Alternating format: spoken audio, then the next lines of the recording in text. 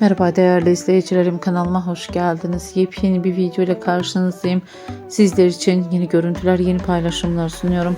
Paylaşımlarım çifte kumrular Erkan Meriç ve sevgilisi Yağmur Öztürk'ten olacak. Yazgı dizisinde partner olan ikili güzel görüntüleriyle, aşklarıyla herkes tarafından çok beğenildi. Çifte kumrulardan mutlu görüntüleri, romantik paylaşımları buyurup kanalımda da izleyebilirsiniz.